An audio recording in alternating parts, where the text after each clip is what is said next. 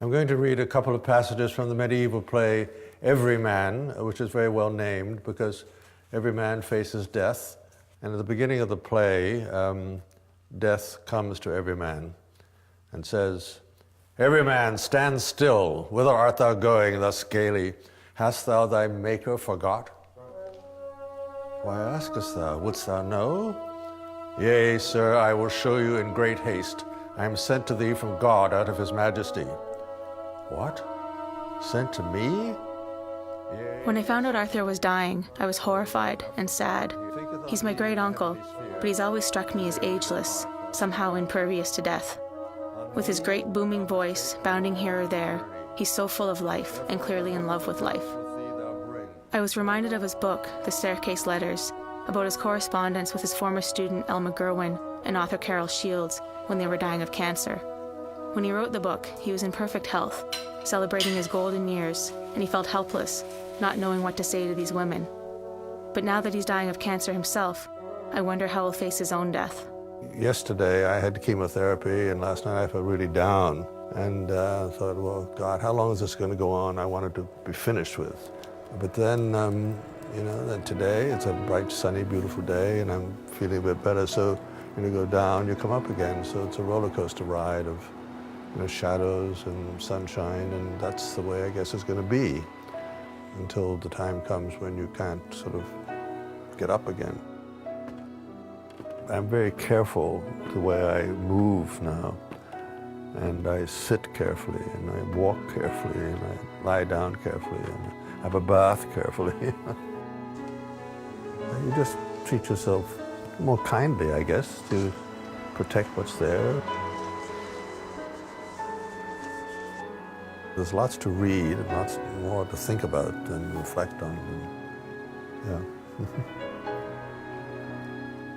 I am death, that no man dreadeth, that every man arrests and no man spareth, for it is God's commandment that all to me should be obedient. O death, thou comest when I had thee least in mind. In thy power it lieth me to save, yet of my goods will I give thee, if ye will be kind. Yea, 1,000 pounds thou shalt have, and defer this matter till another day. So while we know we're going to die, it all seems very theoretical, despite the fact that everyone who's born dies. You always want a little longer. Even if at 85 I'm told I have a few months left, I'd like it to be a little longer. And, it's not going to happen. People hardly ever talk about death. It's awkward, uncomfortable, sad. It feels almost impolite or crass to bring it up. Like it's bad enough someone's dying. Why should you remind them of it?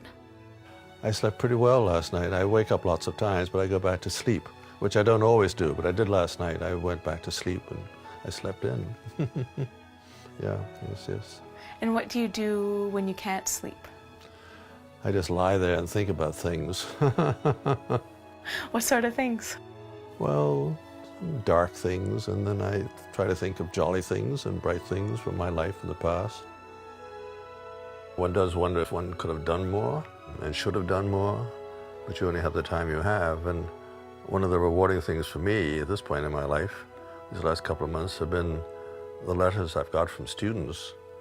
I mean, I happen to have here a whole pile of them, students I had 50 years ago saying thank you for what you did. And that means a lot to me. But people are very self-conscious about their feelings, but it would be so much better if we told other people, how much we love them or like them. Do you have any advice for people who are still fumbling through trying to live their lives? Well, trying to be honest with yourself. I mean, being gay was not something that was easy for a lot of people to accept. I had awful times just hiding this secret, because I've always known, but then I got married and I thought, that would fix me up, but it didn't. So my advice is, to be honest with yourself, and what else is it to be? If you can't be yourself when you're living, you're not going to be yourself when you're dead. I've thought about a lot. Dying is the last living thing we have to do. And to do it with grace and dignity, if you can, is something that you want to do. I've written down my instructions, and after I die, I want there to be a great party. And lots of laughter. How could one so enraptured with life and all it holds be okay with saying goodbye? I didn't ask, so I don't know. But I worry that he is scared, that he's putting on a brave face, telling people what they want to hear, making it easier on us. I do think that without knowing, it's just a matter of feeling that there's got to be something behind all this. And people who die say, oh, they look forward to seeing their mother and father and their sister and all that. It'd be nice if that happened, but I don't think it's going to happen. So after this encounter with fellowship, he turns to his relatives, called kindred and cousin in this play, and then he turns to his goods, piled high, all his treasures and worldly wealth, and he turns to his good deeds, and they are a recommendation, and knowledge, which he goes hand in hand with towards the grave. When he gets to the edge of the grave, his own strength deserts him, and discretion deserts him, and beauty deserts him. He's left only with good deeds and knowledge. Finally, he gets to the edge of the grave, and good deeds says, I alone can go with you, but I cannot go any further than this. I think now about my own dying much more than I used to. I hope when it comes that all those I love will move past darkness into their own light, convinced that I may already have moved into mine. What now will I say at my end? That I need more time for love, or that I use the time I was given.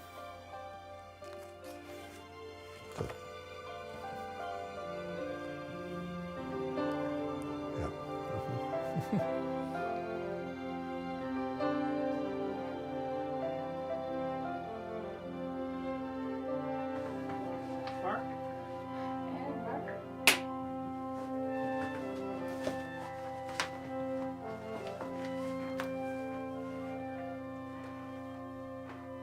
This visit has made me realize how little I know about the lives of so many in my family.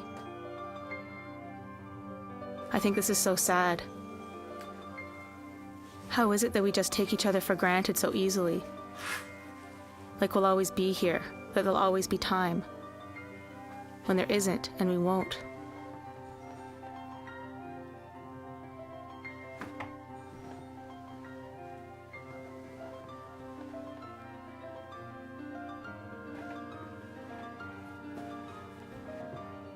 Okay, good night, Megan.